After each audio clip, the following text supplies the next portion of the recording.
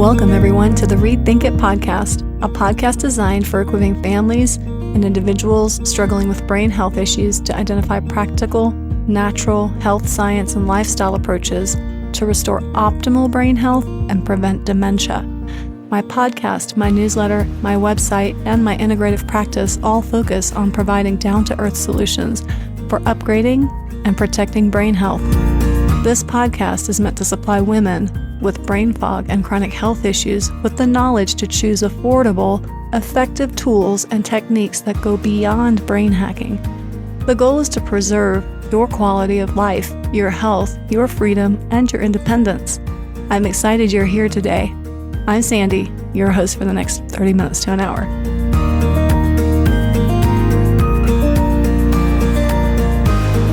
In the last episode, we touched on how gut health influences brain health and long-term brain function.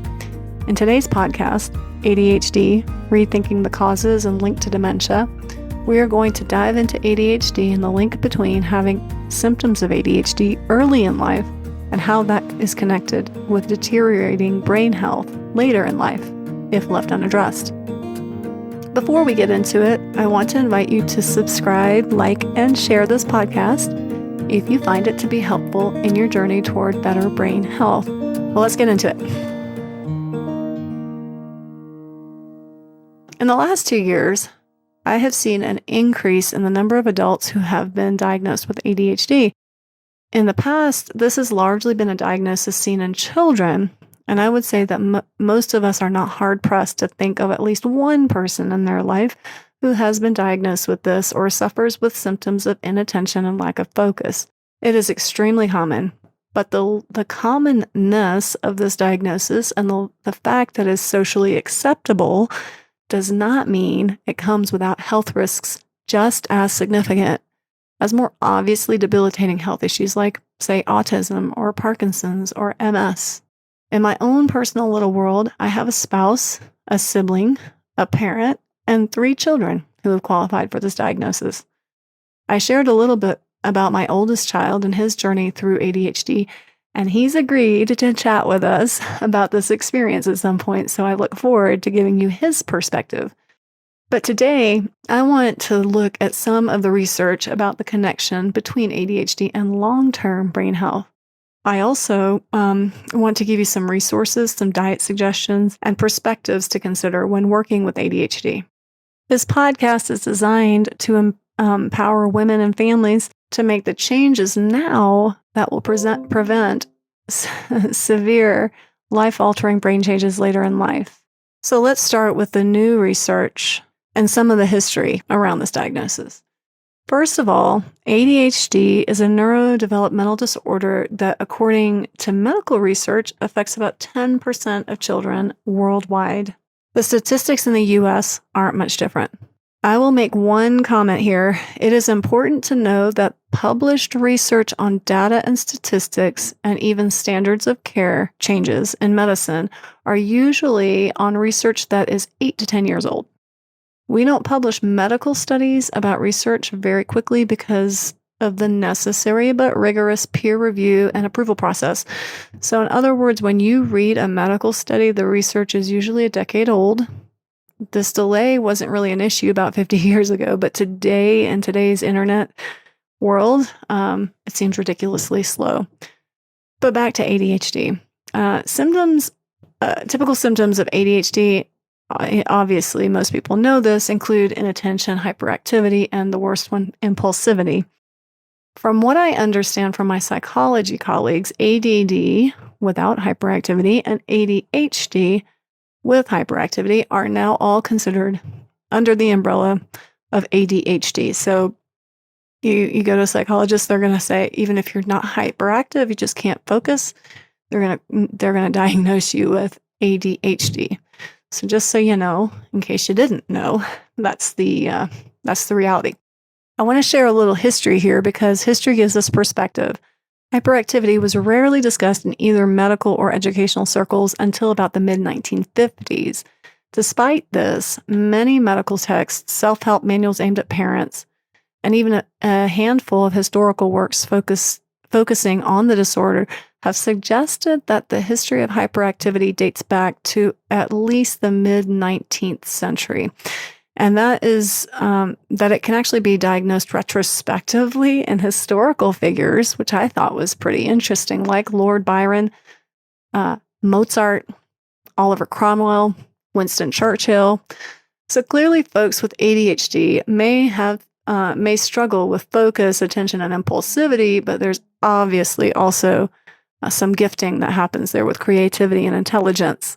The time before ADHD was officially recognized or deemed pathological in the mid-1950s is called the prehistory of the illness. What is noticeable when you look at the prehistory of ADHD is that it has long been associated with other types of problematic childhood behaviors. Think Dennis the Menace. Although it was not until the 1950s that this behavior was seen as intrinsically pathological, it is evident that psychiatrists and pediatricians began associating troubling childhood behavior with neurological dysfunction as early as the 1900s. According to most accounts of the prehistory of ADHD, the first hyperactive child was Fidgety Philip.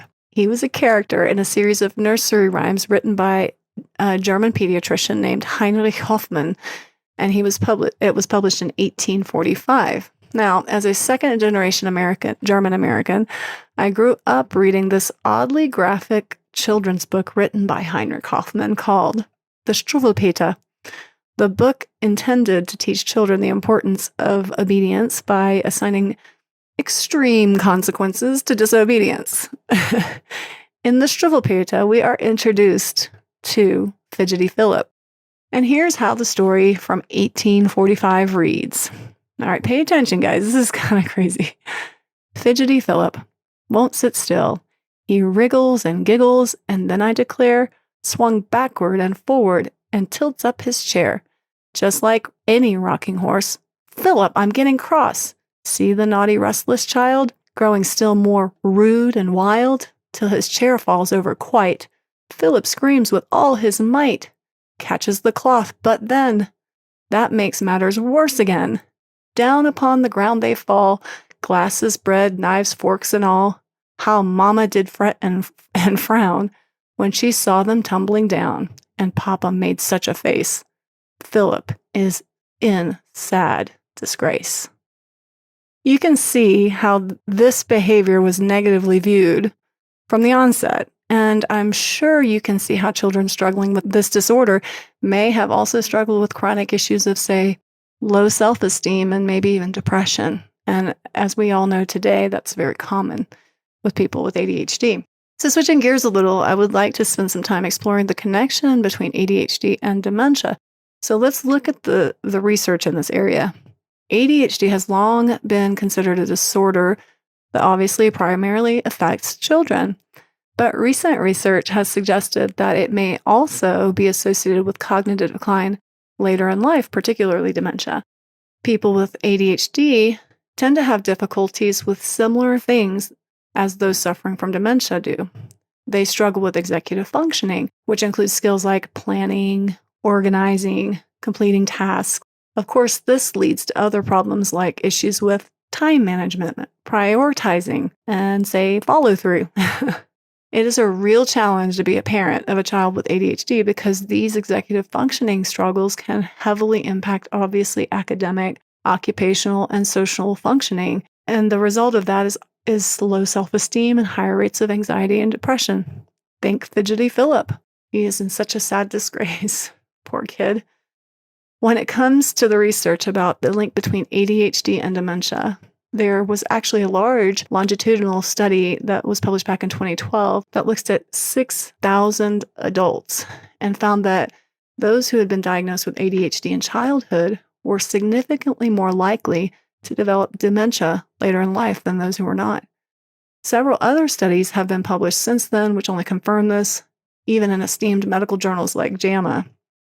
The exact mechanism of this connection is not really fully understood, but there are several theories that have been proposed.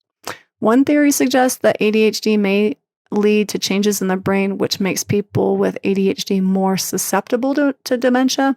For example, some studies have suggested that ADHD is associated with reduced gray matter volume in the brain, particularly in the areas involved in executive function, attention, and memory. That's your prefrontal cortex.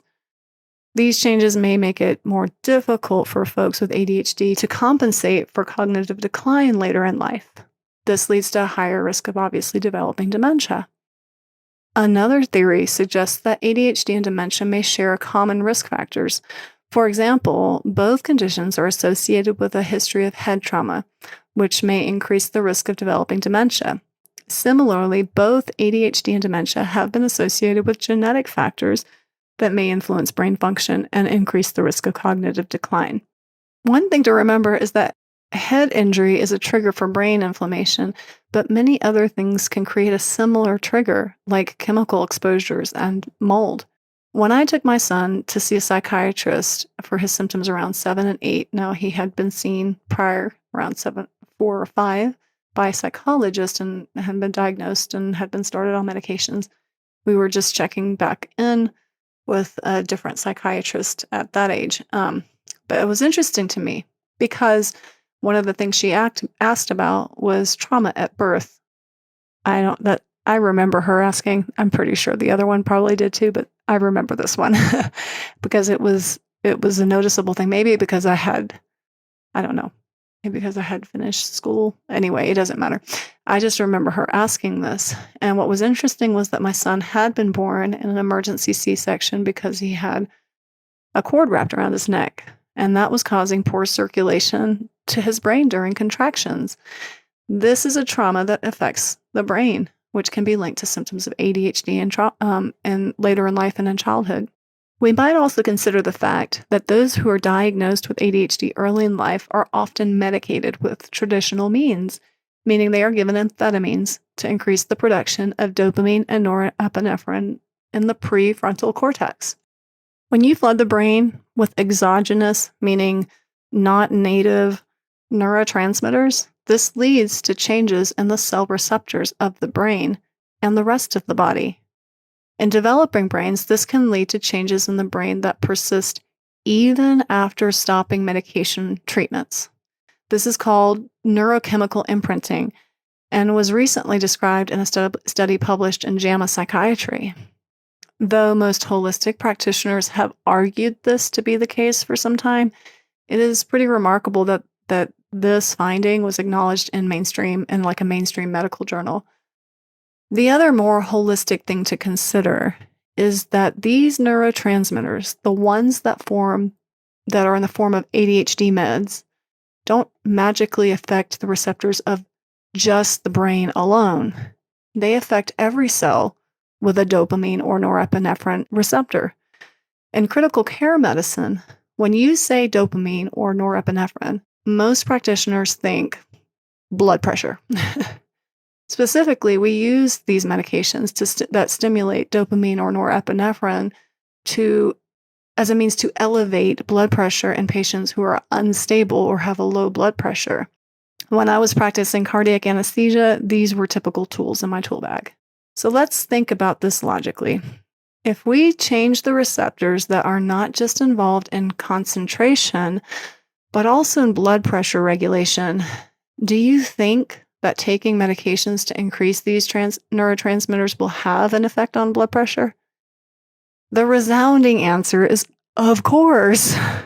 When I see an adult patient on an ADHD medication in my clinic or in the OR, then they are often hypertensive or they're taking blood pressure medication as well. This is just basic understanding of cause and effect and basic physiology.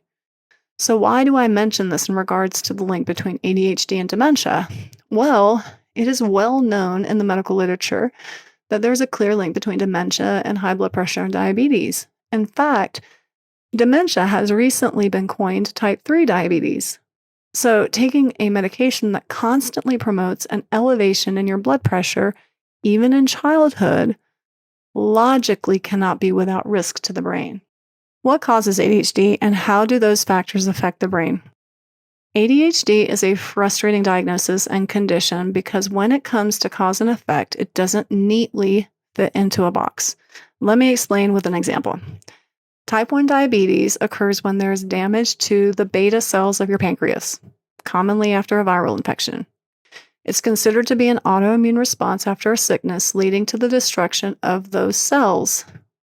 The beta cells are responsible for making insulin. So it results in low or no insulin production, which is measurable, and the treatment is to give insulin.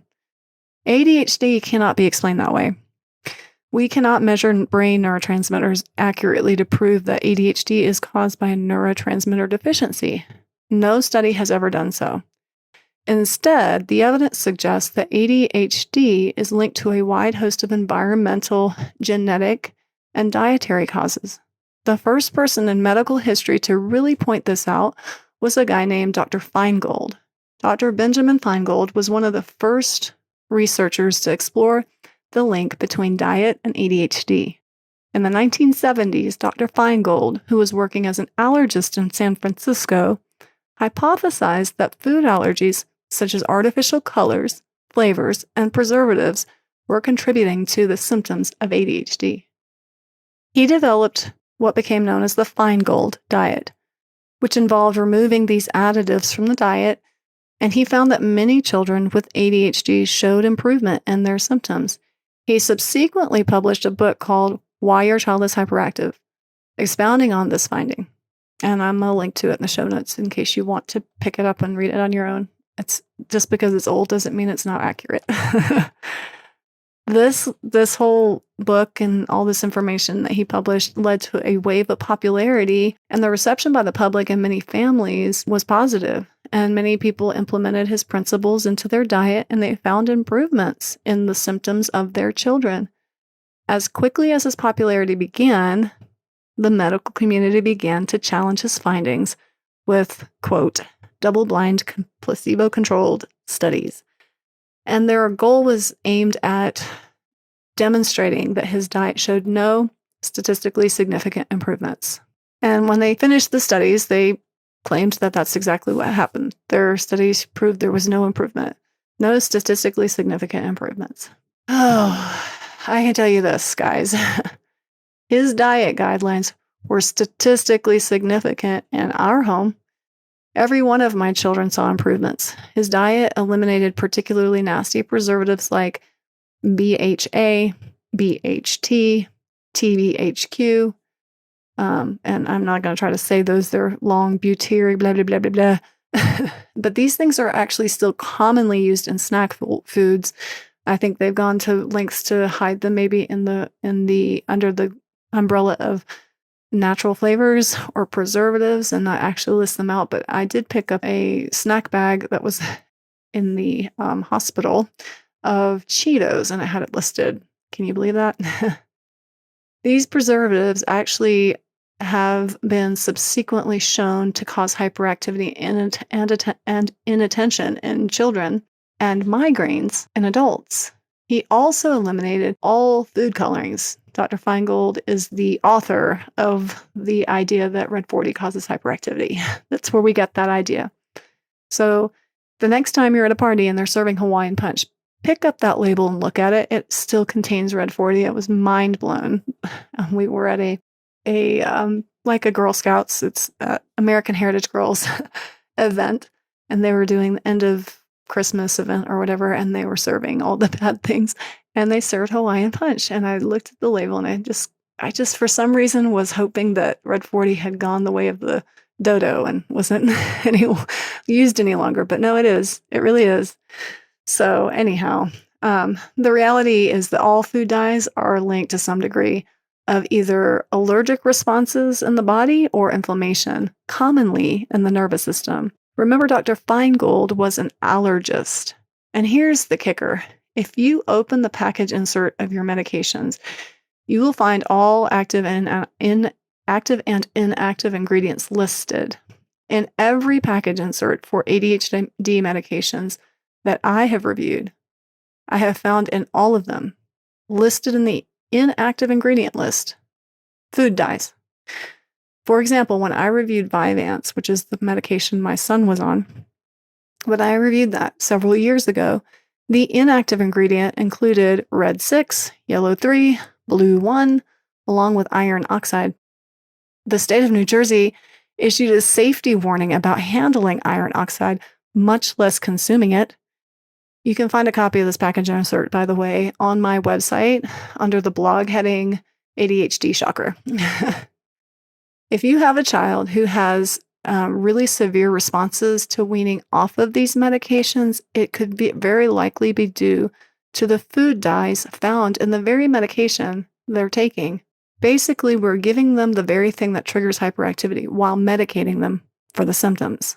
I can spend a ton more time on this, but let's look at the other possible causes of ADHD. If you want more information about the Feingold diet, please go to feingold.org and support this nonprofit, which continues its work to they continue to look at foods to see if they're ADHD friendly and if they have any hidden ingredients. So it's well worth supporting them.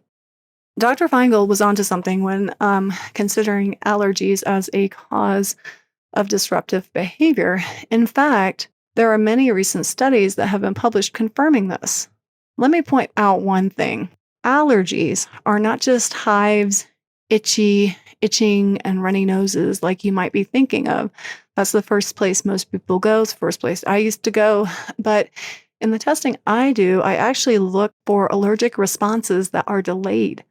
Some showing up days later, and some as long as weeks later after the exposure. They are measured by immune globulins, and one of the reasons that we should always check the stool for delayed immune responses because it shows up in your digestive system. So let's look at some of the studies. In 2011, a study was published in the Journal of Attention Disorders that found that children with ADHD were more likely to have food allergies than children without ADHD. Another study published in the Journal of Pediatric Allergy and Immunology in 2014 found that children with ADHD and food allergies had more severe ADHD symptoms than children with ADHD and no food allergies. Environmental conditions also contribute to ADHD. Petroleum-based products, which are also, by the way, part of the Feingold research, contribute to inflammation of the nervous system and symptoms of ADHD. So I want you to think about your plugins, your scented candles, perfumes, perfumed lotions, and even just plain petroleum-based lotions. Your Vicks Vapor Rub, those are all basically straight up petroleum, and they absorb through the skin and cause neurological inflammation. Mold in the environment is not only immune suppressing, but it contributes to widespread immune dysregulation, including allergies. It also causes generalized nervous system inflammation, which is absolutely going to result in cognitive function issues. I would consider trauma as another environmental condition that causes symptoms of ADHD. This is tremendously common. Here's how we define trauma. Trauma is an emotional response to a distressing or a disturbing event that threatens one's physical or emotional well-being. There's a body of evidence that suggests that childhood trauma, which occurs before 18, may be linked to ADHD. All of the studies that have looked at children who have been exposed to various forms of abuse or neglect demonstrate a higher risk of ADHD. These studies suggest that trauma leads to changes in the brain, in that prefrontal cortex, but also in the hypothalamic pituitary system and with the dopamine receptors. The prefrontal cortex is that area that controls working memory and impulse control and attention and even personality. The hypothalamic pituitary system regulates your hormones, most of them, in the body.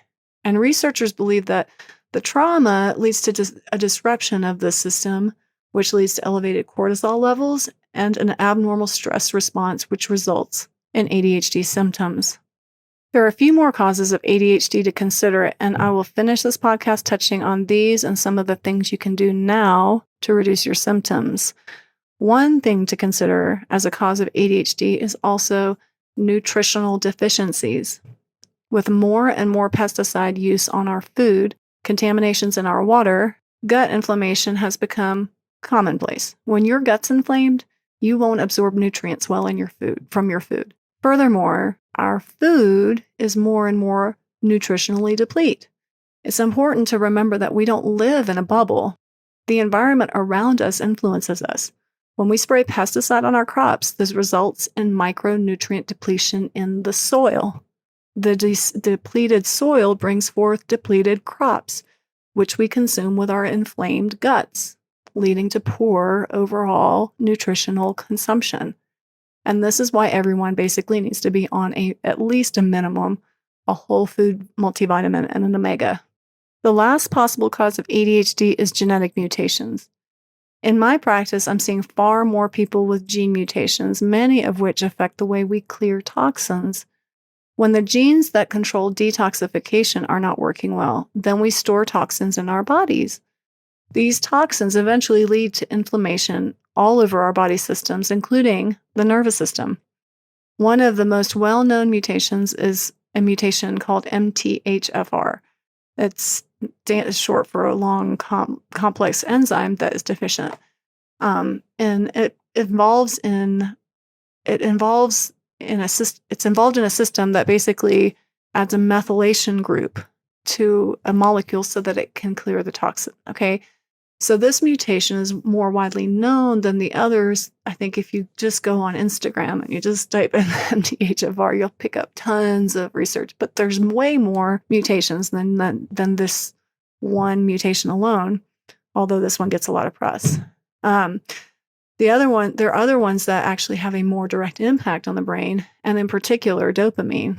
I often discover clients with these other mutations. One that just comes to mind is the COMT mutation. This mutation leads to imbalances of estrogen and dopamine levels, which results in a host of brain issues. So like I said, ADHD is not a straightforward condition with one cause and one solution like, say, type 1 diabetes. The key is to start investigating the situation. Did the person experience a birth trauma or a childhood trauma or neglect? Are you born with genetic mutations that may influence detoxification or brain function? Is the environment moldy or full of chemicals or perfumes? How is your diet and your nutritional balance? Are there environmental allergies or food allergies? We have to look at all of this. But I want to wrap up by reminding you that the reason this matters in our Rethink It podcast is because brain health in childhood and early adulthood affects your brain health long term. Don't forget that early onset dementia is on the rise. And I want all of you to know how to make simple changes in your life now to avoid being another dementia statistic. The challenge for this podcast that I give everybody, every podcast, we get a challenge. The challenge I'm going to give you guys for this podcast is to check your environment. Are you running scented candles or plugins to hide the smell of mold? I did that. If that's you, you might look at switching to maybe, say, essential oils, but please make sure that you're not buying essential oils that are just perfumes claiming to be essential oils, because that defeats the purpose. If you smell mold, get an inspector in your home to check. I will include a link to a mold testing system that I recommend for all my clients. You can check the show notes on this podcast or my website. I'm also going to include a list of 2 of my favorite whole food vitamins. So I hope this helps get you started on the right track, because this is what's one step at a time, guys. One step. And as always, I want you to let me know how you're doing with this challenge by commenting on my Instagram or Facebook pages with your progress, and tell me what you find. Don't forget to check out feingold.org for more information about ADHD-friendly diet suggestions. Hey guys, this is Sandy. Thanks for spending the time with me the last 30 minutes or so, and listening to me share what my experience is and some of the education out there. I hope it's been a blessing. I hope it's been encouraging. I hope it has empowered you to take the next best simple steps toward recovering good brain health. If you find this content helpful, please share this content. Thank you for being patient with me as I step outside of the clinical world and into the crazy podcasting world. I appreciate you guys hanging in there on the bloopers and everything along the way. But for sure, if this is helpful, pass it along to someone you think might benefit from the content. Leave me a like, leave me a share on your favorite podcaster that you're tuning in on, and I'll talk to you guys soon. Until then, there is hope for lasting healing.